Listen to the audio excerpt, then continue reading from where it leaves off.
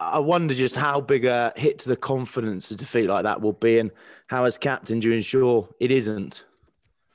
Well, as I said after the last game, I think it's really important that we stay level.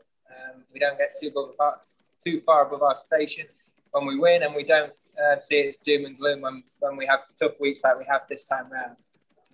We've played some really good cricket over the recent past in challenging conditions, very foreign conditions. And we've been, let's be honest, outplayed in all three departments this week. So it's important that we learn.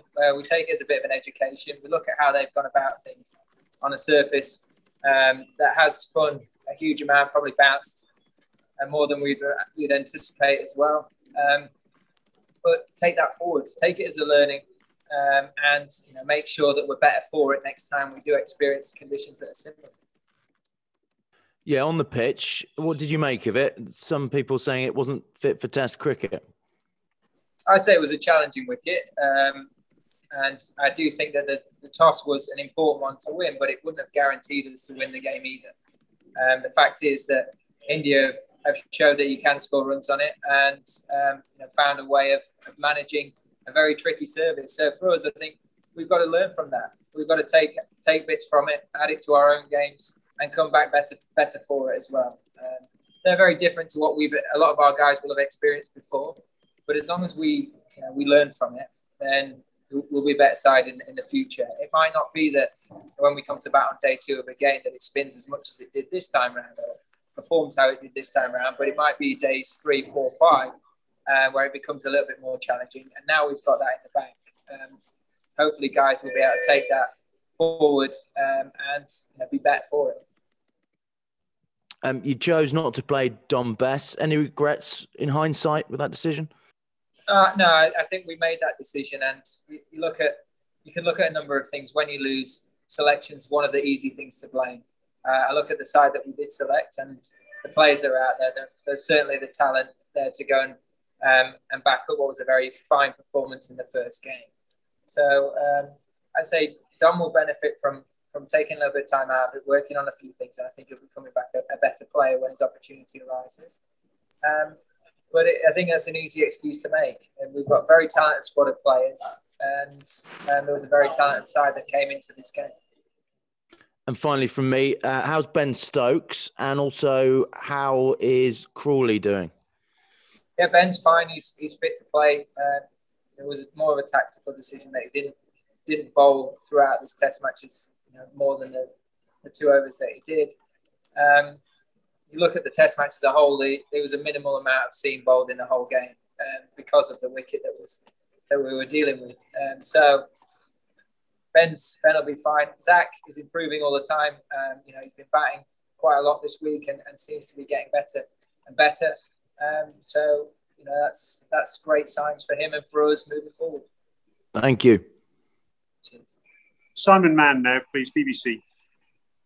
Hello, Joe. Mo in 8 for 226, Jack Leach 8 for 178. Did you actually want more from your spinners in these conditions? You described it as a challenging pitch. Did you want more from your spinners? What I would say is that I think as a bowling group, we've spoken a lot recently about building pressure for long periods of time. I think one thing that we could have got a little bit better, especially on day 1, was just squeeze the game for longer. Try and bowl 6 balls at one batter. Try and make it difficult for them to rotate strike and create pressure that way. And I think that's one thing that we can take forward for the rest of the tour. Can we find ways of keeping the board quieter for longer? Can we string maidens together? And can we force errors through very disciplined passages of play with the ball? That's one thing I think that they did a lot better than us. And I also think that one thing our batters need to learn is that how well they manage to rotate strike, how they manage to bat at the other end on a very challenging surface. So as long as we look at the game honestly, we look at areas that we can improve on. I think they did a lot of good stuff as well in the middle of all that. So as long as we're always looking forward as a team, and we don't be too hard on ourselves after this week. You've got to remember, we won all in this series. We're very much in it, very much a part of it. We played 3 brilliant games coming into this one. So as long as we stay level, keep working hard, we're very much alive and kicking in this series. What's happening to Mo now? Is he going home? Yeah, Moen's chose to go home. It's obviously been a very tricky tour for him. And as mentioned at the start, players feel that they need to get out of the bubble then. And that's been an option. And I think it's really important that we stand by that. That decision's been made, and hopefully he feels better for it. Just on the batting side of things, I mean, is it a case sometimes that the puzzle is too difficult to solve? I mean, you talked about how you can play, but sometimes the conditions can be too much against you. I think one thing we've got to bear in mind, and that we've got to be quite realistic about, is there is very few examples that a very young batting group will face conditions like that. So one thing that we coming here, on this tour is there's a number of guys that hadn't been to Sri Lanka before. There's a number of guys that haven't played in India before. Never mind an extremity as this wicket's provided. So we've been very good at learning quite quickly, and that's why we've had success away from home in recent times. It's important that we just take that forward again. There's not, as I said, there's not many times guys will have batted on a wicket that's bounced and spun and misbehaved as much as that. I think one thing that I take from the way that they played it was how calm they stayed, how unflustered they were when those deliveries did really misbehave, how they didn't waver from their game plans, how they knew exactly where they were going to score their runs, how they managed to bat at the other end for long periods of time. And I think they're just a few of the things that, as a batting group, we've got to look at, right, how does that look for us individually? How am I going to manage these big turning deliveries, and how am I going to stay really calm and clear under pressure? Final one from me. Johnny Bairstow and Zach Crawley are back. They're available. Are they right in the frame? And I mean right in the frame for selection for the next Test match? Yeah, I'm sure that they'll want to get some more time in practice and utilise the lead up to this next game. But we'll put a squad out there as soon as we're ready, and anyone in that squad is obviously up for selection. Thank you, Joe. Thank you. Simon.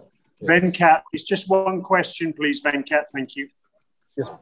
Joe, there's every chance that Australia can get into the World Test Championship final ahead of England and India if the results don't go their way. Seems to be a lot of difference in the W Test Championship qualifying. What changes would you see in the next cycle of W Test Championship? I'm really sorry, the connection's not very good. Is there any chance you could just repeat that? Test Championship. So basically, Australia still have played only one away series under the World Test Championship. England and India have played 3 each, and there is a chance that both could miss out and Australia can sneak ahead of you guys. What kind of changes would you like to see in that World Test Championship in the second cycle? There seems to be a lot of disparity. Yeah, I think it's a very tricky thing to manage, isn't it? Certain sides play more games than others. You look at us, for example, we'll have played more Test cricket than any other side in the competition, probably more games away from home as well. Is that a disadvantage? Is it not? I think it is what it is. And as players, all you can do is try and manage the games that you've got in front of you and try and win as many games as you possibly can. We're in the position we are right now. We know what we've got to do to try and qualify. And it doesn't change how we're going to approach the next couple of games. I think it's always going to be very difficult with when sides don't always play the same amount of games, same length of series, to find a method and a structure to make things really even across the board. So all we can do as players and as an England team is try and win as many games as we can and give ourselves the best chance. But I just wanted to know that is there any possibility of Jofra Archer returning for the next Test? Firstly, thank you. And yeah, there is a possibility. He's been back into training last couple of days, and his workload will obviously build up ahead of the game. And hopefully, he'll be available for selection, all being well for this pink ball Test. Prasenjit now, please. Okay, thank you. Hi, Joe. Hi. So my question to you is about the pitch. Like various people have had varied opinion about the nature of the track for this match, but you and your teammates have played on it. So do you think the conditions were definitely challenging, but do you think the pitch was that bad to call it a sandpit or a beach? Well, you can call it whatever you like. The fact of the matter is we were outplayed on it. And as I mentioned, I do think that the toss was an important one. Don't think it necessarily dictated who was going to win the game, but we'd have certainly liked to have batted first on it.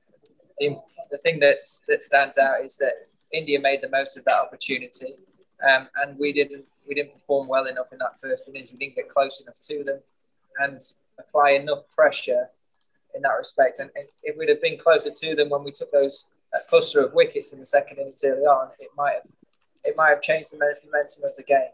And that's something that we'll have to look back on and try and get better if we find ourselves on a similar kind of surface. But as I say, we've got to learn from it. It's very alien to what a lot of English guys will have experienced before, as are green seamers that you might come across in the UK. Do I think it was a good pitch? I would say it was a good pitch. It made for very exciting cricket, but that is not the reason why we lost the game. We were outplayed, and we have to be very honest about that. And we have to be better if we find ourselves in a similar situation further down the line. Sriram, please, now.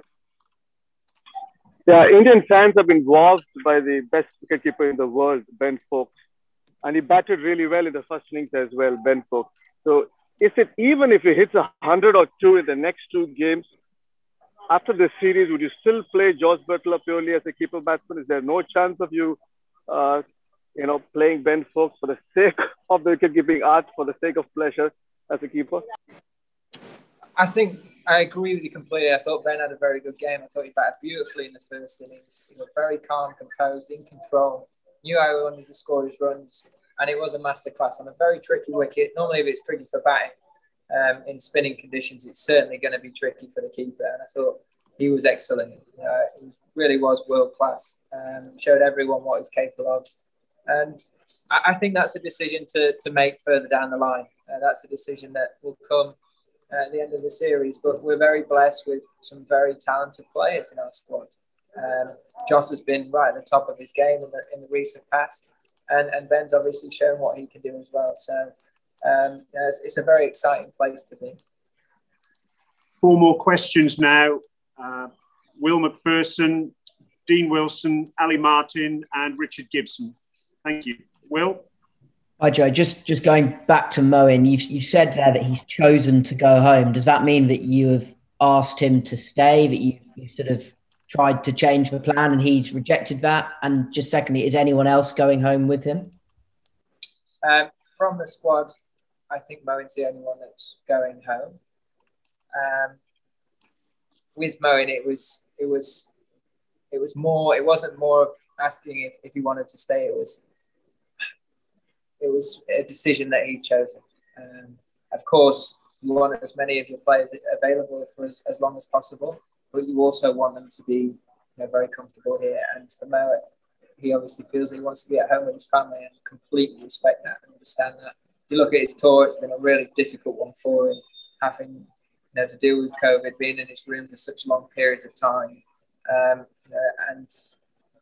I think that's just become to a point where he wants to get out of the bubble, and that's absolutely fair enough. So yeah, I'm sure it wasn't an easy decision for him, but one that absolutely completely respects and understands. Dean Wilson, please. Hi, Joe. Just on the sort of selections, you talked a bit about the difficulty that you've had kind of balancing everything up, but I guess it's quite clear that the T20 side has taken priority this winter, having a full strength side throughout rather than the test side. Are you kind of resigned to that being the case, that the T20 preparations are kind of more important than the test series? I think my job is to manage the squad of players that we have here, and I'm trying to do that best of my ability. I think we've got some wonderfully talented players and a squad of players that is more than capable of winning out here. as soon as that squad's passed over, it's mine and Spoons' responsibility to try and get the best out of them, to try and win as many games as we can, and certainly trying to do that to as best as possible. And I'll keep going back to it. We're 1-1 in a very exciting series. 2 games, a new stadium, and a pink ball. So very much looking forward to getting stuck into it. You know, as I say, there'll be guys coming out of quarantine as well that will add energy, bring something new to the group. And it's important that we very much look forward to what's next. And these 2 games, which presents a really good opportunity for us. Does that allow you to stay? Okay, sorry.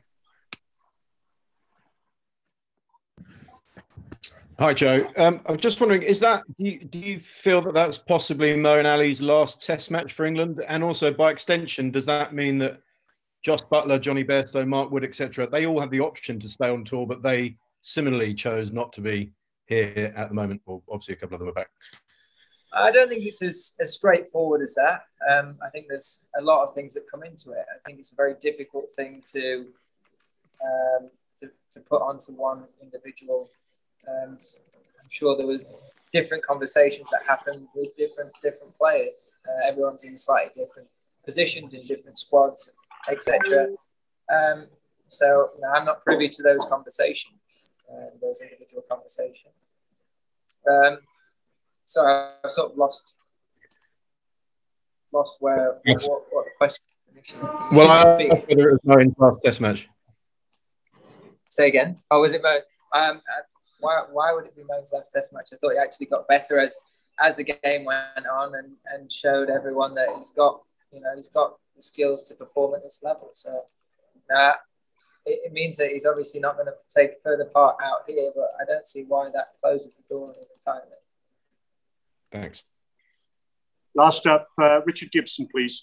Joe, I accept everything you've said about mowing and players coming out, but how difficult is it to go into a 4-match Test series where you have 4 changes after 1 game, and then you're now forced into multiple changes again, I guess, for the next match? How is that? How difficult, or how do you manage so many changes during a Test series, in and out? It is difficult. It's challenging, but so is everything at the moment. In these times with COVID, with bubble lives, with the amount of cricket that we've got, and trying to manage all of that, factor it all in together, it is tough. But it is where we're at, and that's where we find ourselves, and we just have to make sure that we get the best out of the players that are here. And as I mentioned, we've got a very talented squad of players. We've got a number of different options. We've got variety in the players that we can bring in, all offer something slightly different. So it doesn't change my focus, which is how we're going to win these next 2 games. And obviously me and Spoons will look at the squad that is available to us and make sure that we're very happy with the 11 that's selected to make the most of this pink ball under lights at a new ground. And hopefully that will be the right team to take advantage of those conditions.